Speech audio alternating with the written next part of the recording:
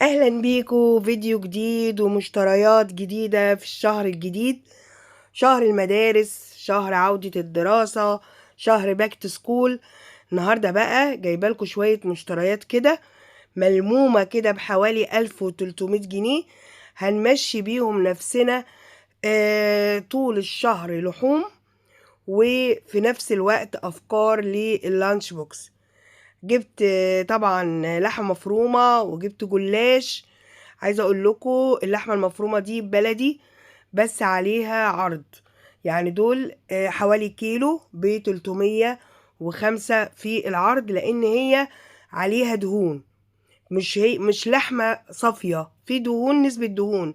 فجبتها اعمل بيها برجر، اعمل بيها لحمة بتاع ده كفتة، فهتبقى حلوة قوي معاه.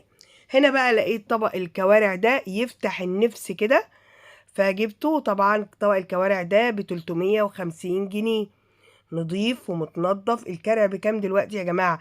الكرع دلوقتي انا بروح اجيبه بلاقيه ب350 جنيه، ولسه هيتنضف ومش عارفة ايه وفلوس تنظيف، فبيدخل في مبلغ. ده لقيته جاهز في الجزارة البلدي دي وشكله حلو وشهي فجبته. طلع بكام؟ ب350 جنيه. ده يا جماعة المفروم هيبقى على يومين، الكوارع هتبقى على يومين، وطبعا على مدار الشهر، يعني في الأسبوع مرة أو مرتين لحوم. وهنا جبت لحمة قطع، لحمة فيها دهن، نسبة دهن برضو صحية. بكام ديت؟ بحوالي 340 أو 350، عليها عرض برضو. فطبعا ايه، جبت دول شوية الحاجات دول كده، وجبت معاهم كمان مشتريات تانية هوريها لكم لزوم اللانش بوكس. جبت بقى جبنة ميكس الحمد 3 جبن، رهيبة يا جماعة، رهيبة، والمطة بتاعتها حلوة. بجيبها بقى أعمل بيها جلاش بجبنة بس كده. طبعا الكيس ده ب60 جنيه، وفي ناس بتبيعه ب65، بس حلو وبيكفي شوية حلوين. بقوم جايبة طبق حاطة فيه الجبنة الميكس دي وعليها بيضتين، واعمل أحلى فطير طاسة للولاد ياخدوه معاهم في اللانش بوكس، او ناكله على الغدا او ناكله عشاء. يعني بيبقى حلو قوي قوي ومشبع للولاد ومغذي وجميل. تمام.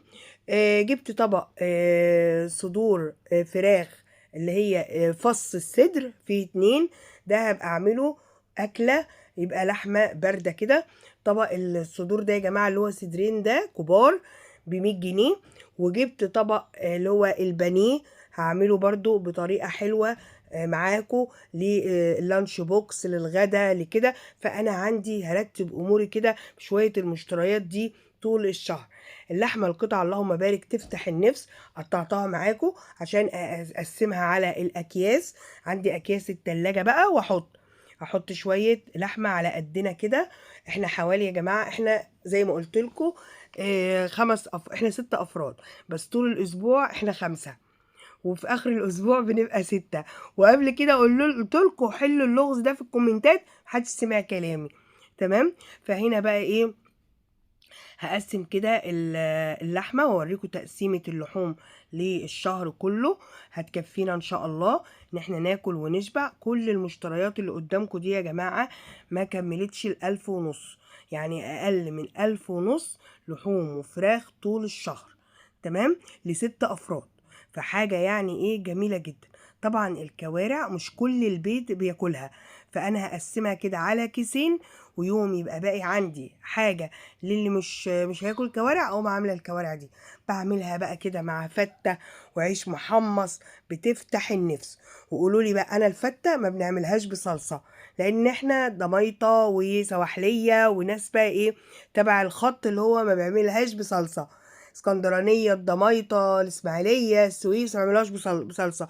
في بقى خط تاني بتاع القاهره والاماكن دي بيعملوا الفته بالصلصه.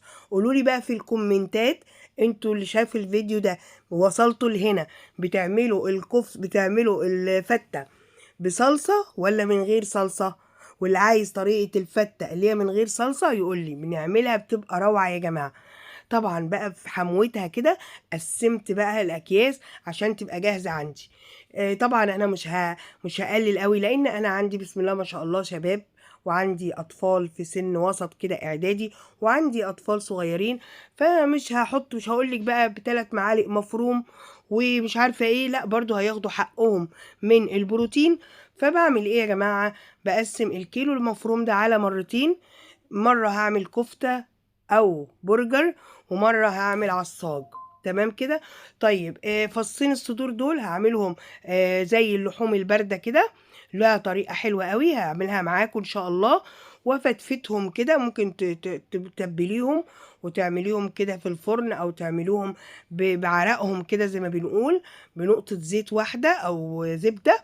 ونحطهم بقى إيه، يتسووا كده بالبهارات بتاعتهم وبصل ومش عارفه ايه وكده. واول ما يستووا كده ويبقوا حلوين، بعملهم ايه، بفرفتهم كده على وش رز كبسه، وتبقى احلى اكله. تمام. واكلت 6 افراد ب100 جنيه يا جماعه، حاجه والله العظيم بركه بركه من عند ربنا. والتانية هعملها شاورما. شاورما في جلاش او في عيش اللي هو بتاع الشاورما، واعمله كده مع فلفل الوان مغذي جدا وحاجات حلوه كده، وشويه جبنه موتزاريلا او جبنه ميكس، وياكلوا احلى اكل. حاجات حلوه ومغذيه، والولاد بيحبوا الحاجات دي يا جماعه، سواء صغيرين او كبار. يعني الاولاد والاجيال بتاعت الايام دي تحب الحاجات دي اكتر. انا اهم حاجه عندي، سواء خدوها في اللانش بوكس او خدوها على الغدا، انا اهم حاجه عندي ان الطفل يوصله البروتين بتاعه، او ابني يكون متغذي صح. كده كده بنصرف، والجبن بقت غاليه جدا. فلو كل على الغدا، على الفطار في اللانش بوكس وتشجع، ما عنديش مشكله. والغدا اقضيهوله اي حاجه، او هنزق اليوم. فما يهمكيش، شوفي طفلك بتتفتح نفسه في ايه واعمليه يا جماعه. وبعدين حسب برضو نظام المدرسه، في مدارس بتمنع ان انت تاخدي لانشون، قصدي ان انت تاخدي اللحوم وكده، وفي مدارس لا. فبحبكم جدا جدا جدا. وما تنسوش اختكم من اللايك والشير والاشتراك في القناة والتعليق اللي يفتح نفسي كده على الشغل في القناة. بحبكم جدا جدا جدا، واهلا بالمشتركين كلهم.